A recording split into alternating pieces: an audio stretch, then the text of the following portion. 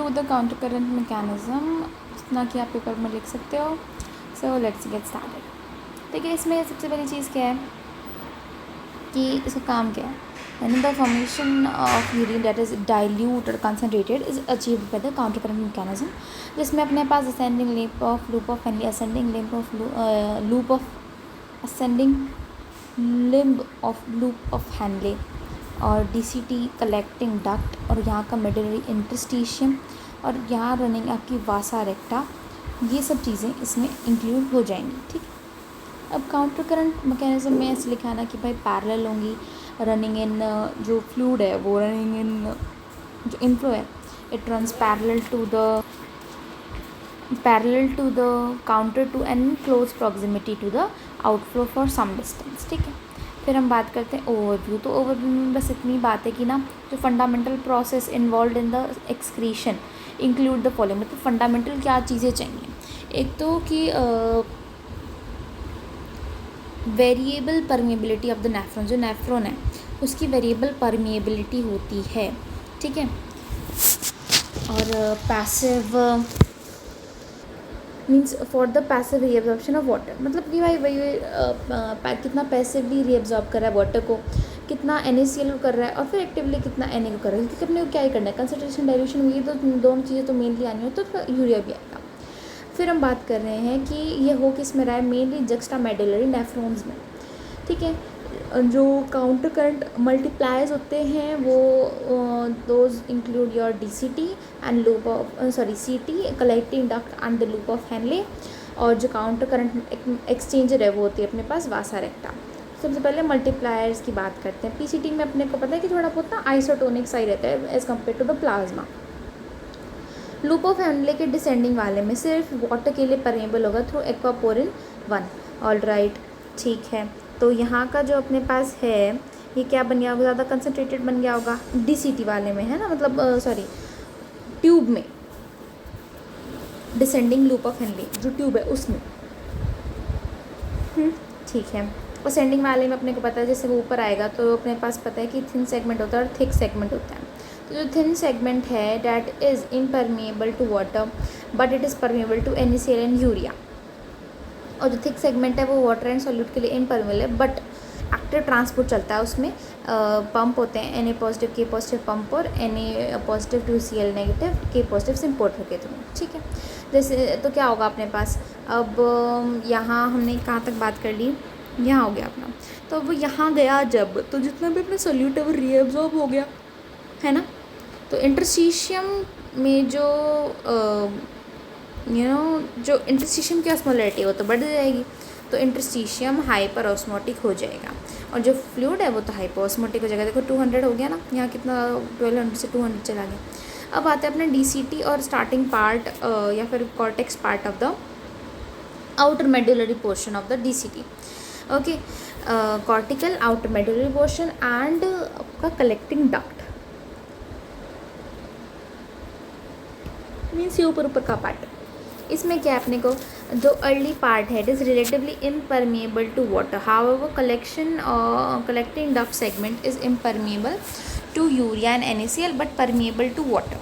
थोड़ा थोड़ा अब अपने को याद रखने की ज़रूरत है कि ये वाला जो रीजन है इट इज़ नॉट दिस, ये वाला जो रीजन है अपना DCT वाला it is relatively impermeable to water but जो कलेक्टिंग डक्ट है that is impermeable to NaCl and urea but permeable to water.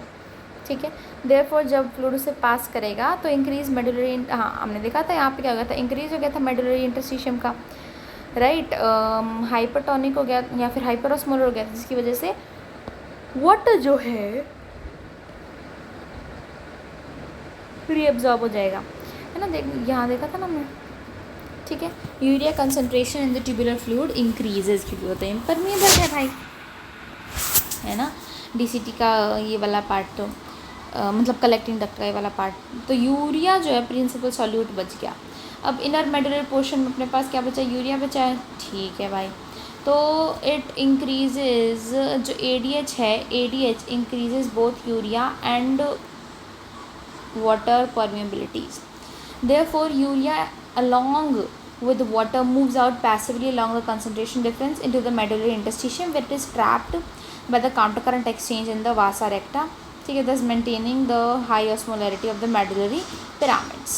फिर अपने यहाँ पे फिर से हाई ऑस्मोलरिटी बन जाएगी मेडुलरी पिरामिड्स की. ठीक है, देख रहे हो आप ADH काम कर रहा है तो यूरिया और H2O रीएब्जॉर्ब हो रहे हैं. Removal of additional water under the influence of ADH भी अगर ADH है तो क्या हो जाएगा अपना यूरिन हाइपरटोनिक, पर अगर नहीं है ADH तो hypotonic. In the renal medulla all the tubular structures हमने देखा are in osmotic equilibrium with the interstitium, except हमने देखा था ALH जो है असेंडिंग लूप ऑफ हैंडले वो हाइपरऑस्मोटिक था. The effort in multiplying as new isosmolar filtrate arrives at the DLH. अच्छा, यहाँ पे लिख रखा है देयरफॉर जो DLH है descending it acquires the increased osmolarity of the surrounding interstitium. It is multiplied as new isoosmolar filtrate arrives at the DLH. जैसे जैसे नया फिल्ट्रेट आता जाएगा तो वो जो ऑस्मोलरिटी वो मल्टीप्लाई होती जाएगी and forces the concentrated tubular contents towards the tip. और फिर कि भाई अब टिप पे चला जाए सब. ठीक है, जितनी लंबी length the greater osmolarity date can be reached at the tip of the pyramid. Concentration of the fluid in this segment is further increased by the forceful active transport of Na positive from the adjacent ALH. This is known as counter current. Therefore, counter current system operates. यहाँ क्या लिख रखा है कि concentration of the fluid in this segment is further increased by forceful active transport of Na positive from adjacent ALH. Okay. यहाँ अपने पास बस ये सिंपल सा कह रहा है कि देखो अपने पास है ऐसे ट्यूब. ठीक है, ये अपने पास है डिसेंडिंग लूप ऑफ हैंडले और ये है ascending limb of loop of Henle. हो गया, और मैं थिन और थिक नहीं बना रही. तो वो क्या रहा है, यहाँ से वाटर जाए जा रहा है. सबसे पहले वाटर यहाँ ये चीज़ यहाँ आए जा रही है ना, जो क्या फ्लूइड, राइट, फ्लूइड यहाँ आ रहा है. तो किसका रीअब्जॉर्प्शन हो रहा है अपने पास, सॉल्यूट्स का, Na पॉजिटिव रीअब्जॉर्प्शन हो रहा है, जिसकी वजह से जो मेडुलरी इंटरस्टिशियम है उसकी ऑस्मोलैरिटी बोल दो, वो ना ज़्यादा हाइपर ऑस्मोलर हो रहा है. हो गया हाइपर ऑस्मोलर, जिसकी वजह से डिसेंडिंग लूप ऑफ हैंडले में और ज़्यादा H2O रीअब्जॉर्ब हो रहा है ना. तो मल्टीप्लाइंग इफेक्ट ही तो हो गया कि ये भी काम कर रहा है और ये भी काम कर रहा है. दोनों की वजह से जो यूरिन है वो नीचे आते आते और ज़्यादा कंसनट्रेट हो रही है. जो फ्लूइड है वो ज़्यादा कंसनट्रेट हो रहा है ना. Concentration of the fluid is further increase by the forceful active transport of Na positive in the adjacent ALH. Therefore, counter current system operates. Right? अच्छा, फिर बोल रखा है to establish an osmotic concentration gradient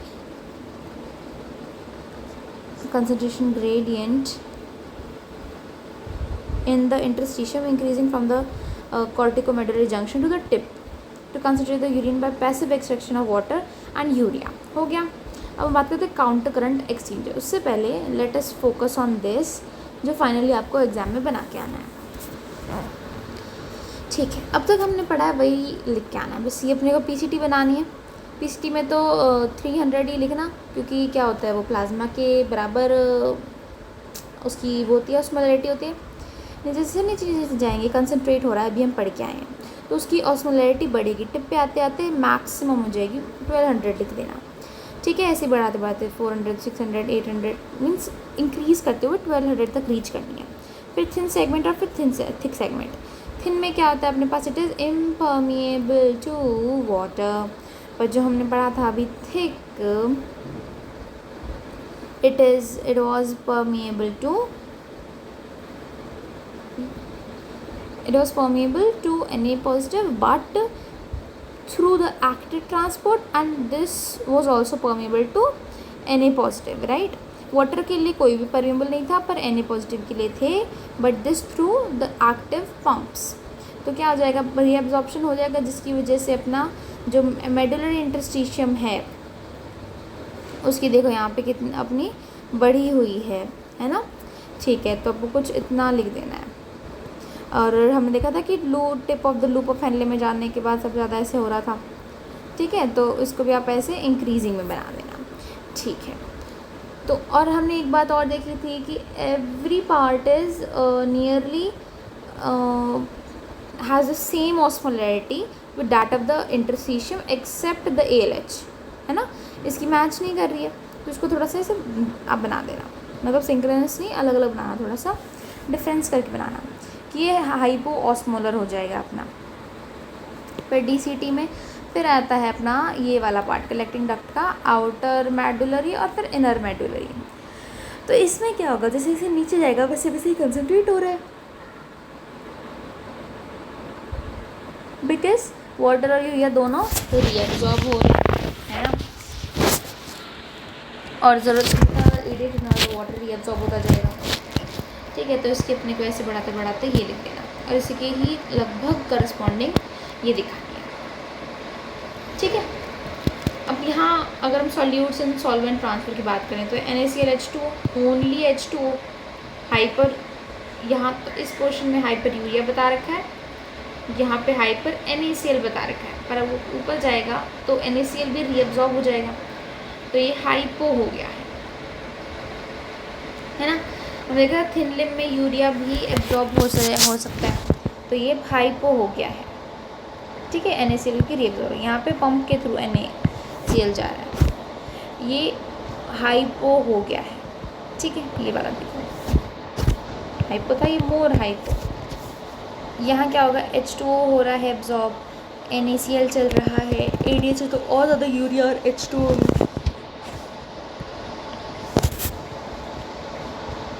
ठीक है। Urea cycling कि भाई यहाँ जा रहा है, फिर एक्सचेंजर आएंगे, ठीक है। This is it. अब हम बात करते हैं एक्सचेंजर्स। तो osmotic difference in the medullary pyramids would not last long if NaCl and urea in the interstitium were removed by the circulation. अगर सर्कुलेशन रिमूव नहीं करेगा तो ये डिस्टर्ब हो जाएगा। The concentration of Na positive and urea in the medullary interstitium are kept high by the slow blood flow in the vasa recta. These solutes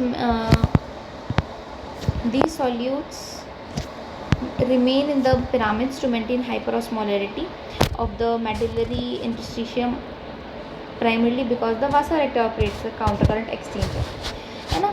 The arrangement of the descending limb and ascending limb in close proximity to each other functions to maintain the hyperosmolarity. How? तो descending limb है, अगर मैं बात करूँ vasa recta का, this it have a non-fenestrated endothelium that contained a facilitated transporter for urea, and ascending vasa recta have a fenestrated endothelium that helps to conserve the solutes, ठीक है। तो इसमें बस ऐसा ही है कि ऐसे बोल रखा है कि if the blood simply carried away all the NaCl and urea, तो ग्रेडियंट तो डिसअपियर हो जाता। अब वासा रेक्टा काम करेगी स्पेशल ब्लड वेसल के जैसे, जो कि it would not wash out the medulla. Descending वासा रेक्टा क्या करेगी, क्या है, अभी इंटरस्टिशियम बहुत ज़्यादा हाइपर ऑस्मोलर कंसनट्रेटेड मेडुला हो रखा है, तो वहाँ से अपने पास जो सॉल्यूट्स हैं जैसे NaCl और यूरिया वो एंटर कर जाएंगे ब्लड में, और ब्लड से वाटर कहाँ चला जाएगा, इंटरस्टिशियम में। अब बताओ ब्लड कैसा हो जाएगा, कंसनट्रेटेड हो जाएगा। असेंडिंग वासा रेक्टा में इसका क्या होगा, देखो ना, तो blood turns around and moves towards up cortex की तरफ जाने लग गया वो। अब सराउंडिंग इंटरस्टिशियम धीरे धीरे लेस कंसनट्रेटेड हो रहा है, जिसकी वजह से NaCl urea leaves the blood, interstitium में आ जाएंगे, and water enters the blood, so the blood gives back most of the solute it picked up while descending, ठीक है। descending and ascending are very close, so whatever solute enters the descending vasa recta tends to leave the ascending vasa recta, therefore solute is not carried away in large amounts from the medulla, इसलिए हम इसको exchanger कह रहे हैं। अब slow blood flow का क्या meaning है, स्लो ब्लड फ्लो ज़्यादा टाइम फॉर इक्लिब्रेशन है, ज़्यादा एक्सचेंज होगा, अच्छे से इक्लिब्रेशन होगा with the medullary interstitium, right. Alright, अब देखो फेनेस्ट्रेटेड एंडोथेलियम इसने बोला है ना, उससे क्या कि स्मॉल पोर्स हैं which allow water in small solutes to move relatively easy between water and interstitium. Non fenestrated means less permeable, right. अब क्या बोल रखा है कि जो असेंडिंग लिम्ब है उसमें फेनेस्ट्रेटेड एंडोथेलियम थी, है ना, कि जो वाटर और सॉल्यूट्स का आसानी से एक्सचेंज हो जाए। मीन्स जो डिसेंडिंग लिम्ब है ना, it has non fenestrated endothelium, ठीक है, but special facilitated transport for urea. तो कौन आएगा? NaCl can exchange across the vessel, urea facilitate transporter के जैसे, और water can move across as blood descends. ये फेनेस्ट्रेटेड क्यों नहीं है? अगर डिसेंडिंग भी हाईली परमेबल हो जाता, solutes could exchange to freely, potentially promoting rapid equilibration and wash out rather than controlled counter current exchange, ठीक है, okay. Means simply what you have to remember is कि ये नॉन फेनेस्ट्रेटेड होती है, okay, descending वाले की, जिसमें facilitated transporter होगा यूरिया के लिए, असेंडिंग वाले में फेनेस्ट्रेटेड एंडोथेलियम होंगी। NaCl and urea that have been passively reabsorbed from the loop of Henle and collecting accumulate in the medullary interstitium, वे जो भी हमने पढ़ा है, where they are reabsorbed by the descending limb of vasa recta and return to the interstitium by the ascending limb of vasa recta. This countercurrent exchange traps the solute in the medullary interstitium, है उसे retain करने में help कर रहा है, wash out ना होने नहीं दे रहा है। At the same time, water diffuses from the descending limb of the vasa recta into the interstitium, and thus plasma protein concentration in the descending limb of vasa recta increases. Okay, in the descending limb क्या होगा? It जो oncotic pressure है वो increase हो गया, causes the capillary to take in the fluid. In this manner, water reabsorbed by the nephron is removed from the interstitium and returned to the general circulation. Okay, means जो solutes हैं they tend to recirculate in the medulla, वो medulla में recirculate हो रहे हैं, and the water tends to bypass it, water वहाँ से बाहर जा रहे हैं, ठीक है, so that the medullary interstitium hyperosmolarity is maintained. The faster is the flow, the less effective is the bypass, right? The medullary osmolality is inversely proportional to the medullary blood flow. हमने देख लिया, अगर वो बढ़ जाता है due to हीमोडिल्यूशन और increase in ECFV, तो डिक्रीज हो जाएगी उसकी osmolality and decreases the water reabsorption, okay, resulted production of large volume of diluted urine. Conversely, decrease in the, जिसकी वजह से small volume of concentrated urine बनेगी।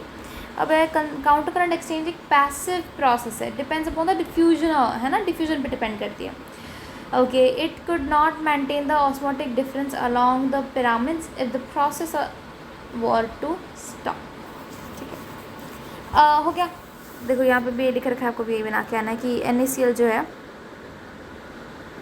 वो व्हाट्स दैट, इन्होंने ये इसको असेंडिंग इसको डिसेंडिंग दिखा रखा है, तो अगर ये डिसेंडिंग है तो अपने को पता है it would have to take much of, हाँ, NaCl और ये सारा ले लेगा, है ना, और फिर वाटर बाहर आ जाएगा, राइट, और ऊपर जा रहा है तो यही वाटर अंदर और NaCl और यूरिया बाहर, राइट। रोल ऑफ यूरिया की बात करते हैं, मेन फंक्शंस क्या हैं इसके? एक तो urea exerts an osmotic effect on the descending limb of loop of Henle, तो डिसेंडिंग limb है ना, उस पर ऑस्मोटिक इफेक्ट एक्सर्ट कर रहा है। इट प्रमोट्स द, देखो क्योंकि हमने यहाँ देखा था यूरिया के लिए था वो, है ना, तो यहाँ पे ही क्या कर रहा है, हाइपर इंटरस्टिशियम बहुत ज़्यादा यूरिया है, जिसकी वजह से ऑस्मोटिक इफेक्ट क्रिएट कर रहा है यूरिया, ठीक है, तो ऑस्मोटिक इफेक्ट क्रिएट कर DLH के लिए, promotes the extraction of water, ठीक है, it raises the intraluminal concentration of NaCl, it raises the intraluminal, obviously अगर वाटर बाहर चला जाएगा तो ल्यूमन के अंदर क्या बच जाएगा, NaCl। It increases urine osmolality as follows. The urea concentration of the tubular fluid is high when the fluid enters the intermedullary portion and urea passively diffuses into the medullary interstitium along with the water, ठीक है, जहाँ पे वो counter current में trap हो जाएगा, ठीक बात है। Increase urea concentration in the inter medulla exerts osmotic effect on the DLH, हमने अभी देखा, तो वाटर उसके साथ मूव आउट हो जाएगा, ठीक है।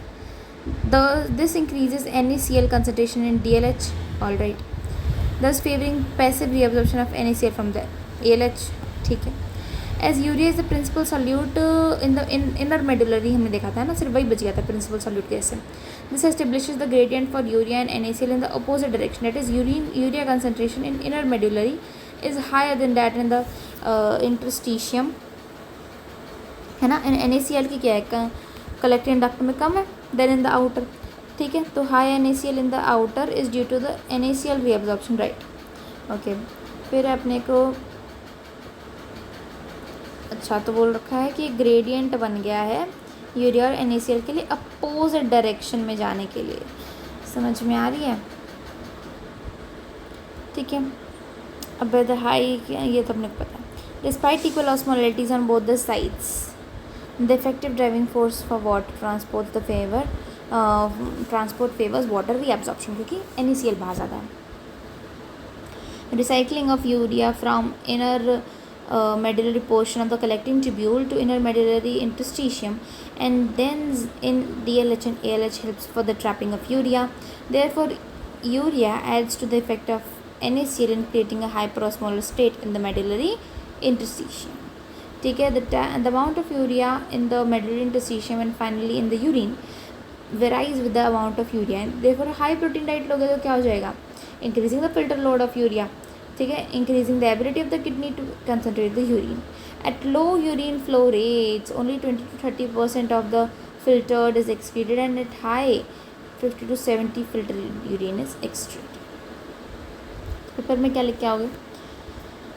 Urea contributes significantly to the hyperosmolarity of the inner medullary along with the NaCl. ठीक है, अगर ADH प्रेजेंट है तो यूरिया की परमिबिलिटी क्या हो जा रही थी? बढ़ जा रही थी, है ना? Therefore, urea diffuses from the collecting tubule to the medullary interstitium.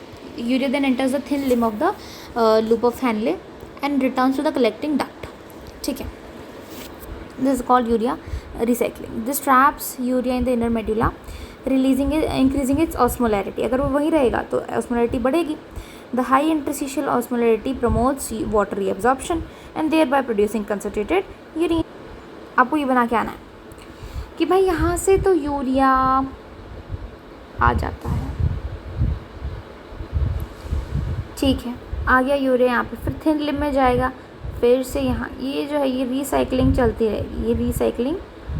रहेगी, है ना? यूरिया यहाँ आया, फिर यहाँ आया थिन लिम में, और फिर ये रीसाइक्लिंग ऐसे चलती रहेगी। इसकी वजह से वही वो रिटेन रह रहा है, जिसकी वजह से ऑस्मोलैरिटी बढ़ रही है। सिंपल। अब हम ये बात कर लेते हैं अदर कहाँ पे काम करते हैं। Heat get exchange between the arteries and veins, ठीक है। देयरफॉर अगर heat is transferred from the arterial blood, ठीक है, veins draining back into the body and making the tips of the limb cold while conserving the body heat. There is a counter current of villous blood vessels in the small intestine, है ना? Villi ऐसी होती है, मतलब villi ऐसी होती है, उनमें ऐसी ब्लड सप्लाई होती है, वो भी काउंटर करंट हो जाता है।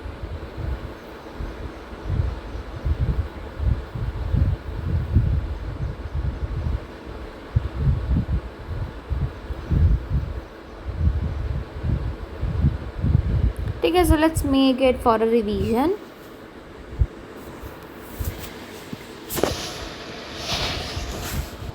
मीन्स जो भी हमें अब तक रिटेन हुआ है वो एक बार रिवाइज कर लेते हैं। We are talking about the counter current mechanism, ठीक है। अब काउंटर करंट मैकेनिज्म में ये तो हम लिख ही देंगे कि इसका रोल क्या है ना, मेडुलरी इंटरस्टिशियम में ऑस्मोलैरिटी बढ़ा के रखना ताकि वाटर, मतलब जो यूरिन है वो कंसनट्रेट या फिर डाइल्यूट हो सके। इसके अंदर दो कंपोनेंट्स आएंगे इसके, एक तो एक्सचेंजर काउंटर करंट पहले मल्टीप्लायर देखते हैं। Multiplier and exchangers. अब मल्टीप्लायर्स में कौन कौन आ जाएगा अपने पास? दो आ जाएंगे। एक तो आ जाएगा अपने पास लूप ऑफ हैनले और अपने पास कलेक्टिंग ट्यूब्यूल। और अगर मैं एक्सचेंजर्स में बात करें तो अपने पास वासा रेक्टा आ जाएगी, उसके असेंडिंग और डिसेंडिंग लिम्ब्स। फिर सबसे पहले काम क्या करना है आपको? Need to draw the diagram. तो diagram would be like something, ऐसा डायग्राम बनाना है ना जिसमें अपने पास ये क्या है, PCT है, ठीक है। ये क्या है अपने पास? Descending limb of loop of Henle.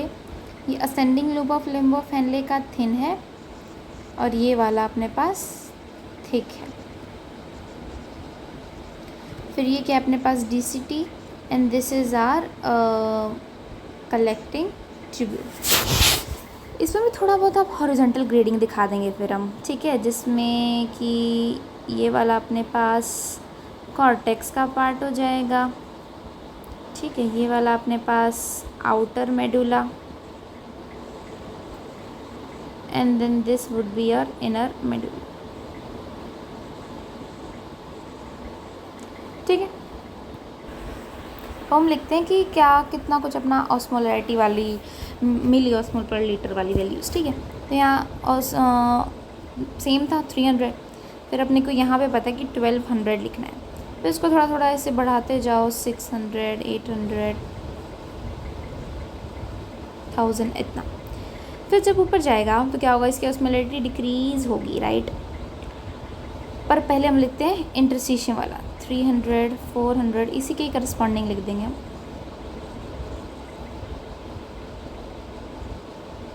इस टाइप से यही हम यहाँ पे लिख देंगे।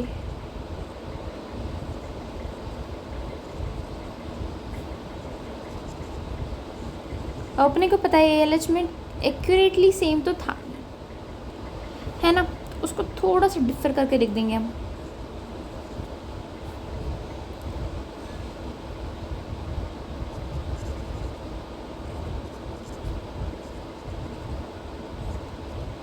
समथिंग ऐसा, ठीक है। इसको भी लगभग इतना ही लिख दो या फिर इसके जितना लिख दो,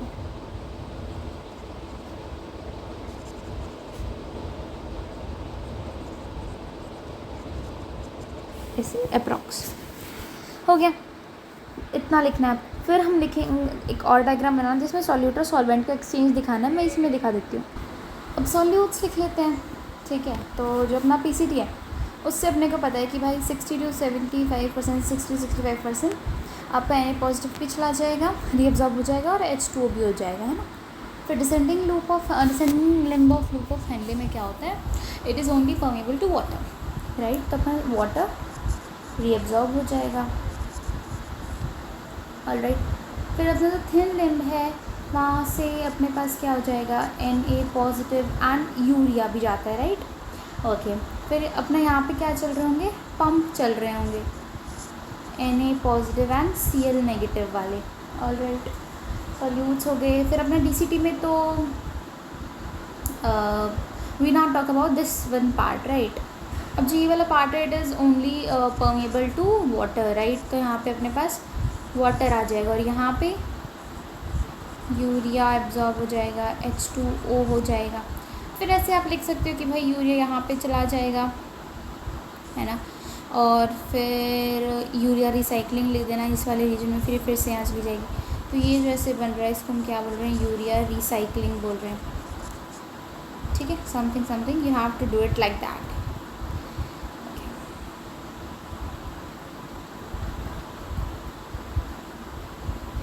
दिस वाज ऑल, ओके। अब इसी को थोड़ा सा आप वर्ड्स में लिखना चाहो तो लिख सकते हो। फिर हम काउंटर करंट एक्सचेंजर में क्या बना सकते हैं, SEC वासेलेक्टा बना देना, ये बीच में से कैपिलरी वाला दिखा देना, थोड़ा बहुत 2 लूप्स दिखा देना, और NaCl इसमें जाता हुआ इसमें H2O एंटर करता हुआ, दैट्स ऑल। अगर रोल ऑफ यूरिया पूछे तो पता चलेगा ना क्या करना है अपने को, कि ये मेडुलरी इंटरस्टिशियम में हाइपर ऑस्मोलैरिटी बना के रख रहा है, रिटेन करा उस ऑस्मोलैरिटी को due to the exchange and multipliers, ये सब, इसकी वजह से ज़्यादा H2O रीअब्जॉर्ब हो पा रहा है, एंड दैट्स द मेन काम इस चीज़ का। Now we are on a very important topic and that is diuretics या डायूरेसिस। ये बहुत अच्छे से करना है अपने को, ठीक है। वाटर यूरेसिस वर्सेस ऑस्मोटिक डायूरेसिस, ठीक है। चलो जी कर लेते हैं। सबसे पहले तो डायूरेटिक है क्या। डायूरेसिस मतलब कि increase in the flow of urine, uresis urine का फ्लो बढ़ जाना। वाटर एंड ऑस्मोटिक अब आप समझ ही गए होंगे। वाटर डायूरेसिस में क्या है, it is produced by drinking large amounts of water or hypotonic fluid. It begins about 15 minutes after ingestion of a water load and reaches in its maximum in 40 minutes, right? It is characterized by diuresis of dilute urine up to 20 liter per day. अगर 20 liter per day it is something,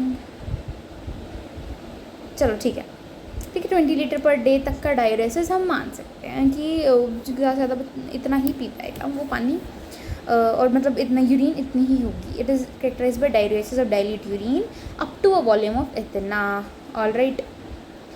it is produced due to inhibition. अब इतना ज़्यादा पानी P लिया है तो anti diuretic hormone काम नहीं करेगा ना, क्योंकि डायरेसिस अलाउ कर सकते हैं, पहले ही इतना ज़्यादा वॉल्यूम हो चुका है, तो एंटी डायरेटिक हार्मोन का हो जाएगा inhibition. Secondary to decrease in plasma osmolarity after water is absorb. Therefore amount of water reabsorbed, PCT हमेशा नॉर्मल ही एब्जॉर्ब करेगी। समझ में आ गई? पीसीटी हमेशा नॉर्मल ही करेगी, जैसे हमने वहाँ भी देखा था पीसीटी एक फ्रैक्शन टाइप से एब्जॉर्ब करती है ना, फ्रैक्शन एब्जॉर्ब करती है, तो वो कांस्टेंट दैट रिमेन्स कांस्टेंट है ना, amount of in this water absorb remains constant in PCT.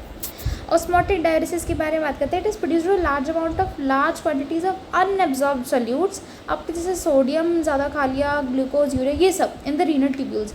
इनमें क्या है आपका, तो ये अनएब्जॉर्ब्ड रह गए क्योंकि इनका ट्यूबुलर मैक्सिमम रीच कर गया, और अब जो यूरिन फॉर्म होगी या फिर अभी जो फ्लूइड है इसमें आपके नेफ्रॉन्स वगैरह में, वो बहुत ज़्यादा हाइपर ऑस्मोलर है, ठीक है, मैक्सिमम कैपेसिटी टू एब्जॉर्ब, भाई फिल्टर लोड एक्सीड कर गया अपना मैक्सिमम कैपेसिटी से।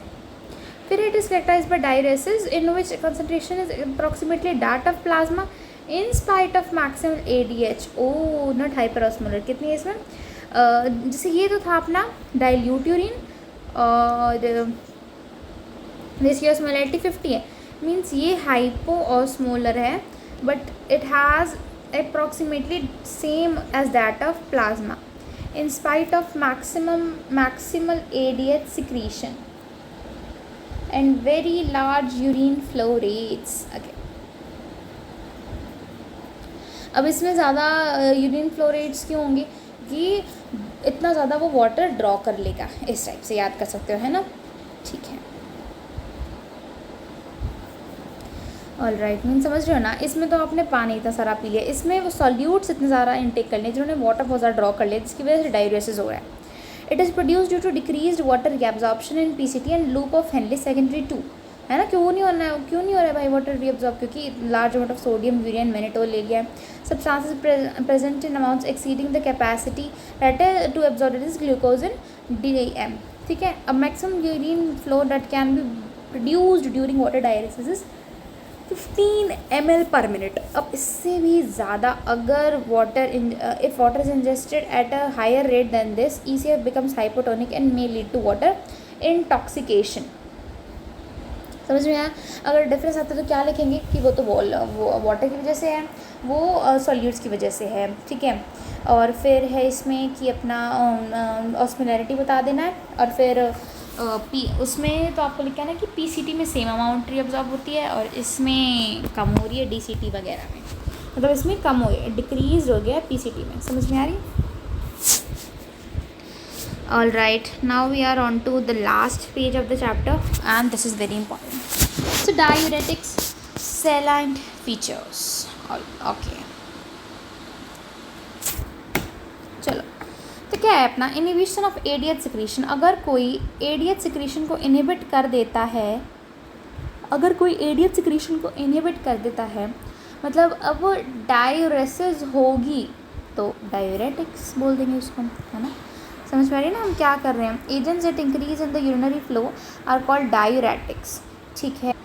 देखो नॉर्मल अपना 1.5 लीटर पर डे कुछ होता है urine flow. They are often administered in clinical condition such as oedema या हाइपरटेंशन। जब ECFV बहुत ज़्यादा है, बॉडी में एक्स्ट्रा सेलुलर फ्लूइड वॉल्यूम बहुत ज़्यादा बढ़ गई है, अब हमें इस फ्लूइड की वॉल्यूम को कम करना है, तो कैसे करेंगे हम? यूरिन के थ्रू उसे एक्सक्रीट करा के, ठीक है। तो हम डायूरेटिक्स से पढ़ रहे हैं। सबसे पहला क्या हो सकता है अपना, जो ADH को इनहिबिट कर दे, ठीक है, जैसे कि वाटर और इथेनॉल। अभी देख क्या है, वाटर है, water ethanol produces water diuresis. अब हम कहते हैं secretion of large quantities of osmotically active substances with in renal tubules, है ना। जैसे अब ऑस्मोटिक डायूरेसिस वाली चीज़ें जैसे ग्लूकोज, मैनिटोल, ये सब। Inhibition of action of ADH, मतलब ADH तो इसमें सिक्रीट ही नहीं हो रहा था, ADH इसमें ADH सिक्रीट तो हो रहा है, पर ADH काम नहीं कर पा रहा है। क्यों नहीं काम कर पा रहा है? कुछ ना कुछ रिसेप्टर्स के साथ हुआ होगा छेड़खानी, वही V2 रिसेप्टर के एंटागोनिस्ट बनाती है। वैसे president ADH are the same, तो इसके क्या बना दिए हैं रिसेप्टर्स, ठीक है, रिसर्च पर्पसेस के लिए होता है।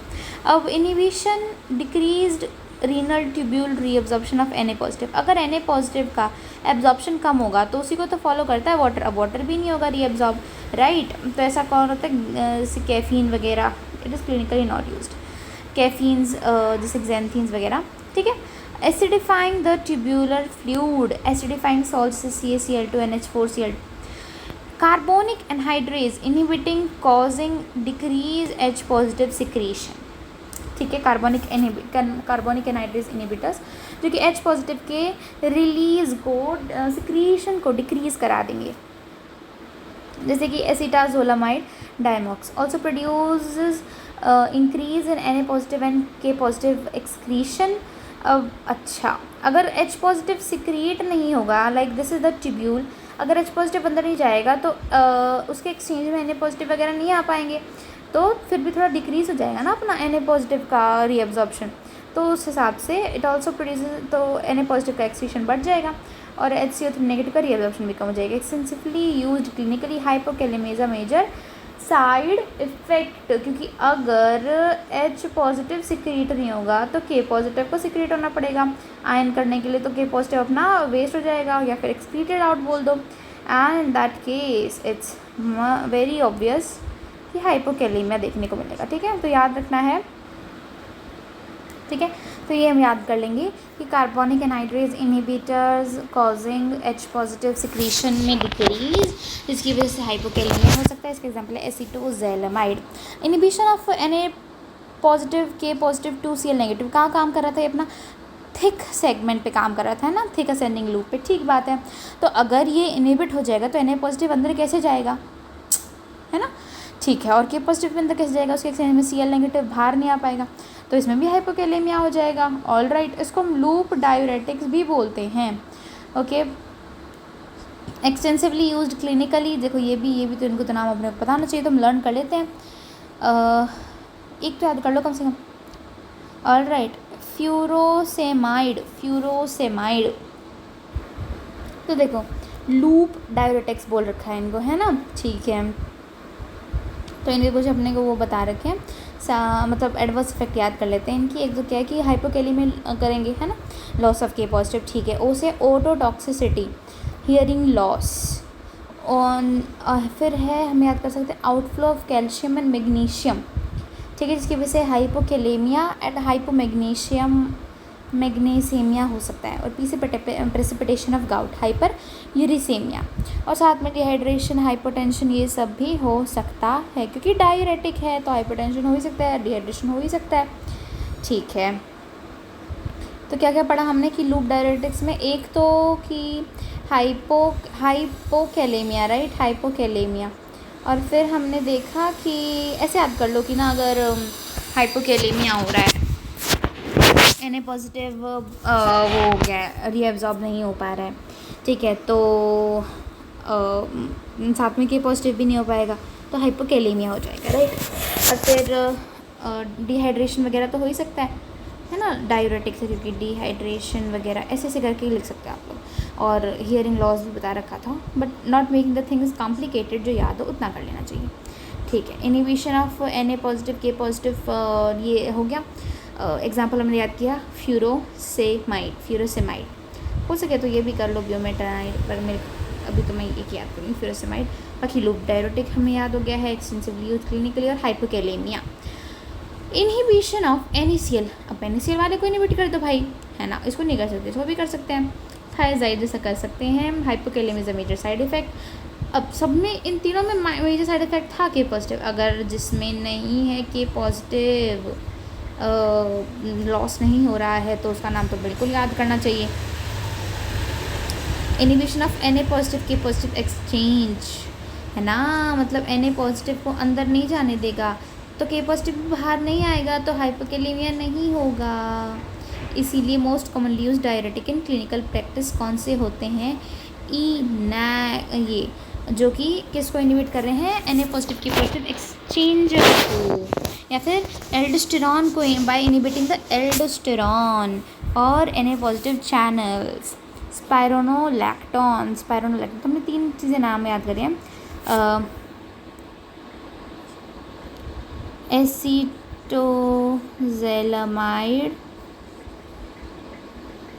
एसीटा है, एसीटाजोलामाइड, फिर हमने फ्यूरोसेमाइड, और अभी लैक्टोन था, स्पायरोनोलैक्टोन।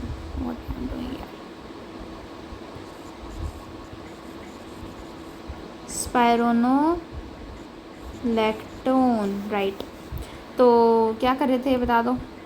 एसीटोजेलामाइड, एसीटाजोलामाइड क्या कर रहा था अपने पास, Na पॉजिटिव जो, हाँ, कार्बोनिक एनहाइड्रेज है उसको इनिबिट कर रहा था, ठीक है।